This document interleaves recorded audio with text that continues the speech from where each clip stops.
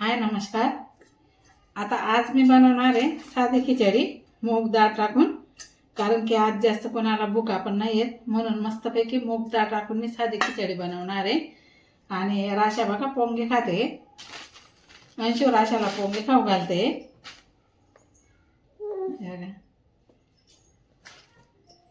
हे बघा अशी पोंगे खाते राशा.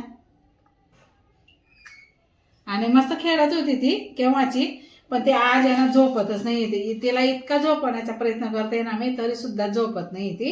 आता हे लसूण पण निवडले गेले. आणि तुम्हाला तर माहितीच आहे आपल्या नंदुरबारमध्ये खानदेशी मिरची म्हणजे गावरानी फाफडा मिरची किती छान असते. आणि आता कविता पण घेऊन गेली इथूनच, मी पण आणलेल्या आहेत त्या. ह्या बघा खूप छान आहे त्या मिरच्या, स्वादिष्ट. कविताने पण यांची खिचडी बनवून बघितली मूग डाळ टाकून, तर खूप आवडली. मग तिनेच आम्हाला सांगितलं मम्मी या मिरच्यांची खिचडी बनव असं. तर आम्हाला पण आज तीच खिचडी बनवायची. मग आपली खानदेशी मिरची टाकून मस्त मूग डाळची खिचडी बनवायची आहे. आणि एक चटणी आहे तुम्हाला मी बनवून दाखवणार आहे, व्हायरल चटणी आहे ती आम्हाला बनवायची आज साधी खिचडी बरोबर खायला. आणि या मिरचींचा आहे ना ठेचा पण खूप छान लागतो. कविताने बनवलेला आहे ठेचा, तो पण तिने आम्हाला दाखवला. खूप छान लागतो, एकच नंबर. तर तुम्ही सुद्धा बनवून बघा. आणि बाजारात आता ह्या मिरच्या खूप प्रसिद्ध झालेल्या आहेत. आणि आता हिवाळे असल्यामुळे मिरचींचे सीजन असल्यामुळे ह्या मिरच्या आता खूप व्हायरल होत आहे. तर तुम्ही सुद्धा बनवून बघा. मस्तपैकी टेस्टी टेस्टी मूग डाळीची खिचडी आणि व्हायरल चटणी सुद्धा तुम्हाला लवकरच बनवून दाखवणार आहे मी. तर चला आज पुरता एवढाच मिनी ब्लॉग. Bye bye.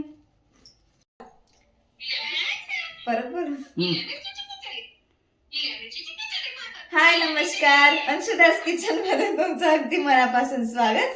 आज आम्ही बनवणार आहे हिरव्या मिरचींची साधी खिचडी. हो चालेल. तुमची आकांनी डाळ पाठवली ना, ती डाळ टाका. असेल ना ती टाका ना, मस्त लागेल. तिथं दिसत बी नाही का? How are you, how are you.